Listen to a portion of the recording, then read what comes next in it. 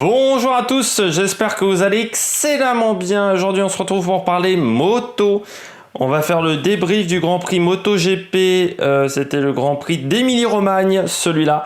La deuxième course, en fait, de Misano, pour faire simple. La première étant le Grand Prix de Saint-Marin. Du côté de la Moto 2 et de la Moto 3, je ferai les deux courses en un bloc. Parce que j'ai pas eu le temps de les regarder. Je vous donnerai le gros flop et les top et flop des deux courses en même temps. C'est moins bien, mais le Tour de France est passé par là et ça m'a pris un petit peu de temps. Donc on commence du côté de la MotoGP avec le bilan. On va commencer avec les bleus et puis on fera également les top et flop des autres concurrents.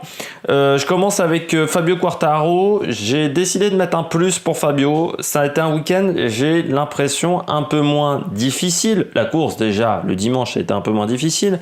Mais j'ai trouvé que le week-end était un peu mieux ficelé que la semaine dernière. La semaine dernière, il avait été très performant, mais je le sentais pas hyper à l'aise sur la moto. Alors, j'ai pas vu toutes les séances, et là encore, j'ai pas vu toutes les séances. Mais j'ai vu les séances du matin. Et la qualif, bien entendu, j'ai vu en décalé, mais j'ai pas vu les EL2. Mais j'avais trouvé que sur la session du matin, la dernière fois, tu sentais qu'il était obligé de pousser pour arriver à un gros niveau de performance. Là, c'était un peu moins le cas. J'ai l'impression qu'il était un peu moins obligé de forcer.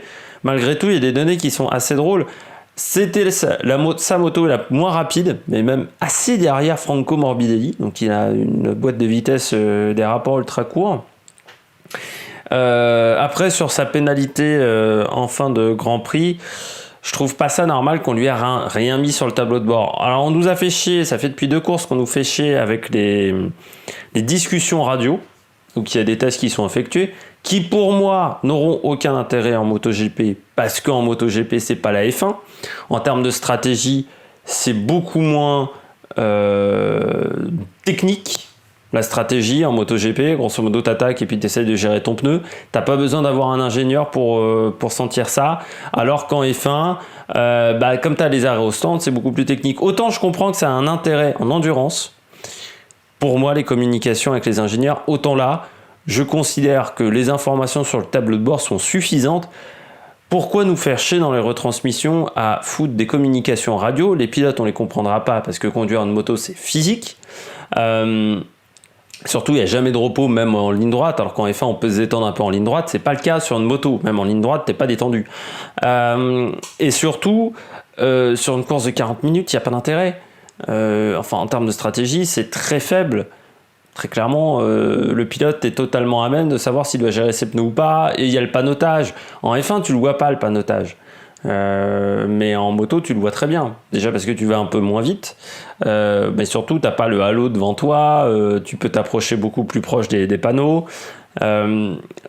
Pour moi, en fait, la communication radio en course, ça va nous donner quoi? Ça va nous donner des écarts, oui, mais on les voit déjà les écarts, donc ça ne nous donnera pas d'informations supplémentaires. Ça nous donnera les maps moteurs. Map 42, tu sais ce que ça veut dire? Bah non. Parce qu'en plus, chez chaque équipe, la map 42 ne veut pas dire la même chose. Et en termes de stratégie, à un moment, ils vont parler des pneus, mais pas beaucoup plus. On va pas lui demander de monter moins sur les vibrants. Enfin, c'est pas comme en F1. La gestion mécanique est beaucoup moins importante en moto qu'en F1. Alors, en F1, ça a un intérêt, et encore pas tout. En F1, ça a un intérêt. En F2, en F3, déjà, les communications radio sont beaucoup moins intéressantes. Pour moi, ça a un intérêt quand il y a de la stratégie à mettre en place. Que ça soit en F1, que ça soit en endurance. Et en endurance moto, je suis pour. Par contre, en MotoGP, je trouve que ça n'a aucun intérêt. Mais pour revenir à la pénalité de Quartararo, on nous a fait chier avec ça et on n'est pas foutu de lui indiquer un truc sur le tableau de bord qui, normalement, est la règle. Quand vous avez une pénalité, elle doit être marquée sur le tableau de bord. Lui, il n'a rien su sur le tableau de bord. Donc autant se concentrer sur les messages sur le tableau de bord plutôt que sur les messages radio. Mais du côté de Fabio, j'ai trouvé que le week-end était quand même bon.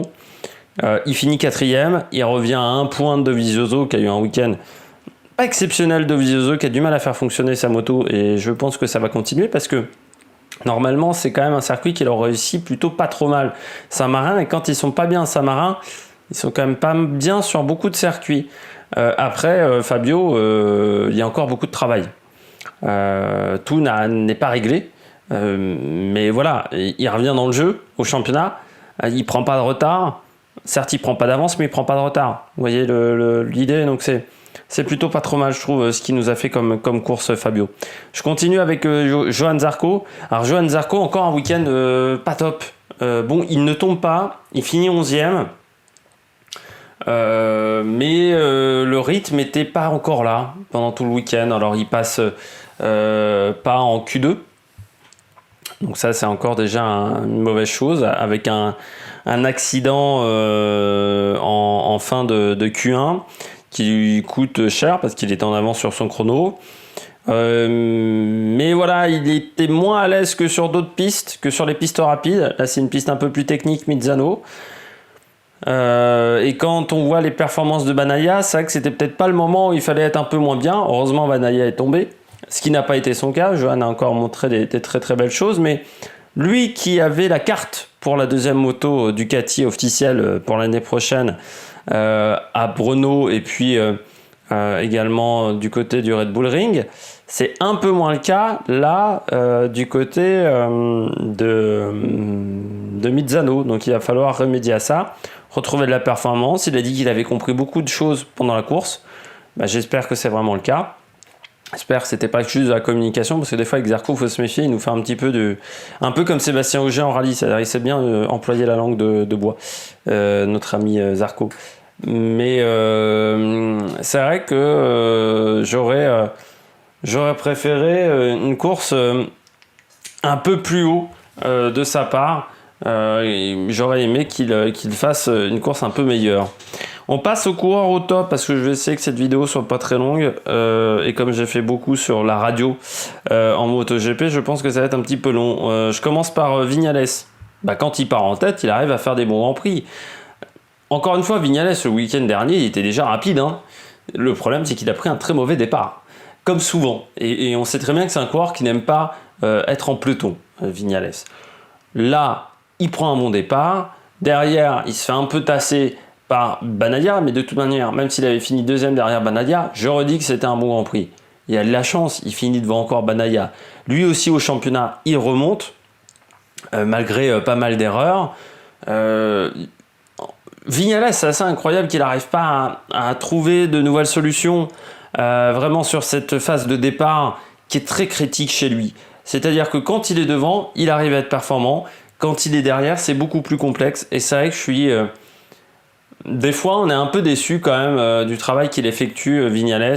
J'ai l'impression que mentalement, des fois, il se laisse un petit peu aller. On aimerait qu'il se bagarre un peu plus. Je pense qu'il devrait faire beaucoup de motocross.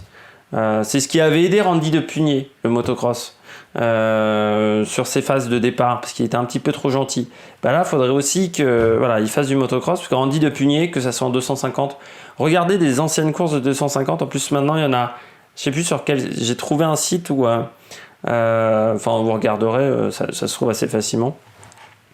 C'est sur des liens Uptostream. Donc si vous n'avez pas de compte premium, vous avez le droit qu'à 1h40. Mais où vous retrouvez des courses de 2004, 2005. Cette période-là, les commentaires de Rémi Tissier. Et des commentaires de qualité quand vous regardez. Ça, il faut que j'en parle aussi, hein. David Dumas, faut qu'il arrête de commenter des courses. On se fait chier. Quand tu compares à Julien Febvre du côté de la Formule 1, je le disais déjà l'année dernière, c'est vrai qu'on se fait chier. Alors avant, je le disais aussi sur les avant-courses. Les avant-courses ont progressé. Faut pas dire être négatif. C'est pas encore exceptionnel, mais au moins les avant-courses ont progressé. Il manque quand même une Vanessa Guerra pour moi sur les avant-courses. Je ne comprends pas pourquoi il ne l'avait pas recruté, Canal, parce qu'elle était excellente, surtout quand tu compares à ce que faisait Marina Lorenzo. Alors, heureusement maintenant Marina Lorenzo est partie dans cette fameuse chaîne Téléfoot. Peut-être qu'elle reviendra dans 6 mois quand la chaîne aura fait faillite, pour nos amis de Téléfoot. S'ils regardent, je pense pas, mais s'ils veulent me recruter, j'irai même pas même pour 5 000 €, j'irai pas du côté de chez Téléfoot. Mais du côté de Viñales, voilà, il a fait un bon début de course et ça c'est satisfaisant. Joan Mir, assez rapidement aussi, Joan Mir, performant que ça soit en qualif et en course, il a fait un week-end très solide, Joan Mir. Il les enchaîne les week-ends solides. C'est-à-dire l'année dernière, j'avais dit que c'était quand même un peu une honte que Quartararo le batte au niveau du meilleur débutant. Il avait une saison assez complexe. Il avait plutôt bien fini, Joan Mir, pour ceux qui se souviennent. Eh bien, il est resté sur cette même dynamique. C'est-à-dire que sa fin de saison 2019 et son début de saison 2020 sont assez ressemblants. C'est-à-dire qu'il était capable de faire 4e ou 5e. Là, il fait le podium. Mais il enchaîne véritablement les bons résultats. Il finit devant Paul Espargaro à 2 secondes 4 de Vignales. Il est un peu revenu sur Vignales en fin de course. Et surtout, il a pris le pas sur Alex Rins, qui est en difficulté avec cette machine. Lui, il arrive à faire marcher la moto. Et pourtant, je l'avais dit, je crois, dans ma présentation de début de saison, ou l'année dernière, quand j'avais fait le débrief de fin de saison, qu'il faudrait se méfier quand même, qu'Alex Rins devrait se méfier l'année prochaine, donc 2020, cette année, de Joan Mir, parce que je le sentais monter en puissance. Eh bien, il m'a pas écouté, Alex Rins. Ou soit il n'arrive pas à le faire sur cette Suzuki cette année, mais c'est vrai qu'il a énormément progressé, Joan Mir, et c'est un candidat sérieux pour le titre. Il fait partie des pilotes qui ont 80 points. Je termine avec Miguel Oliveira, week-end encore solide du pilote portugais, 5e ce week-end. Encore une bonne qualification, il était en Q2. Il a fait une belle remontée en course. J'ai pas grand chose à dire sur Miguel Oliveira, à part que c'est un pilote solide, que l'année prochaine Brad Binder devrait s'inquiéter d'avoir Miguel Oliveira comme équipier, parce que chez KTM, j'ai l'impression quand même que le pilote portugais, ça va être du solide. Ça sera peut-être le premier champion du monde chez KTM, je ne sais pas. Mais Brad Binder devra faire très attention. Les deux sont très talentueux sur des manières de faire un petit peu différentes. Miguel Oliveira, je dirais il ressemble un peu plus à un Prost. Et puis Brad Binder ressemble un peu plus à Ayrton Senna, si on devait comparer de la Formule 1. Il y en a un qui est un peu plus fougueux que l'autre, mais sur un tour, il est fantastique, Brad Binder, et puis il se déhanche sur sa moto comme un truc de malade. Miguel Oliveira, c'est un peu plus constant sur toute la saison. Un peu plus du Alain Prost. Alors c'est moins spectaculaire, ça reste quand même très intéressant. Et moi, je pense qu'Oliveira sera très fort l'année prochaine chez KTM, parce qu'il a vraiment compris comment la machine fonctionnait. Déjà l'année dernière, c'était pas mal du côté de chez Tech 3. Il avait pas mal progressé sur toute la saison. Il faisait mieux que Johan Zarco en général. Mais là, Oliveira, oui, il est vraiment très très bon depuis le début de saison. Je passe au pilote en difficulté sur cette course. Je commence avec Alex Rins. Alors Alex Rins, c'est pas que sur cette course, depuis le début de saison, parce que sa chute, c'était déjà dû au fait qu'il n'était pas très à l'aise avec sa Suzuki. Il finit derrière Zarco. Donc quand je dis que Zarco avait pas de rythme, c'est qu'Alex Rins, il profite surtout des abandons des pilotes de devant pour marquer des points, parce qu'il finit seulement devant Bradley Smith. Il finit quand même à 25 secondes des pilotes de tête, c'est-à-dire à quasiment 20 secondes, à plus de 20 secondes de son équipier. Et jamais dans le coup. Éliminé dès la Q1, pas performant en EL3, pas performant en EL1 non plus. Il a beaucoup de mal avec la moto et ça se voit, il n'est pas à l'aise. Et puis, Mir a vraiment pris le pas sur lui. Et là, pour rétablir la situation d'ici la fin de saison, ça va pas être facile, très clairement. Et j'ai peur qu'ensuite, Rins, il ait un petit peu du mal à se faire sa place dans cette équipe. Parce que Mir, il a l'air d'avoir bien mis dans sa poche Davide Brivio, le directeur de l'équipe. Et c'est vrai que Rins a un peu plus de mal là-dessus. Et on sent que Brivio a pris parti pour Joan Mir. Rins est un petit peu plus en difficulté, donc j'attends de voir sur les grands prix à venir, mais on sent que là c'est pas physique, parce qu'il s'était luxé l'épaule, mais une luxation de l'épaule ça se remet quand même assez vite. Il arrive vraiment pas à utiliser la machine, et ça c'est beaucoup plus inquiétant. Et puis je finis avec Bagnaia déjà. C'est dommage, Bagnaia en tête de la course pendant quasiment 20 tours, et puis il tombe. Alors il a dit qu'il y avait un corps gras sur la piste, c'est dommage qu'il n'y ait que lui qui ait vu qu'il y avait un corps gras sur la piste. Alors soit il était hors trajectoire, soit il n'avait pas de chance. Mais de toute manière, Bagnaia, c'est un pilote qui est très talentueux, qui est très rapide, qui se bat énormément. Ça, c'est clair et net. Par contre, il est friable mentalement. L'année dernière, déjà, au Mugello, pour ceux qui s'en souviennent, il était dans le top 10 et il était tombé. De manière un petit peu bête. Il l'avait déjà fait l'année dernière, encore sur notre course, je ne sais plus si c'était pas déjà à Misano, où il était tombé aussi alors qu'il allait faire un bon résultat. Là, cette année, il tombe à Brno alors qu'il allait faire un bon résultat. Il tombe là ici dans ce Grand Prix alors qu'il allait faire un bon résultat. Ça fait quand même beaucoup de points perdus. Une place au championnat assez lointaine.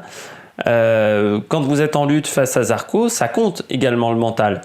Et autant Johan, on a vu que même dans l'adversité, il a réussi à relever la tête. Autant Banaya, bah c'est moins ça. Donc ça va jouer également parce qu'on attend d'un pilote, je le dis toujours, mais on attend dans un team officiel d'un pilote qui soit rapide, certes, mais qui soit fiable également. Pour l'instant, Banaya, il est rapide. La fiabilité, il ne l'a pas encore. À lui de travailler dans ce domaine-là.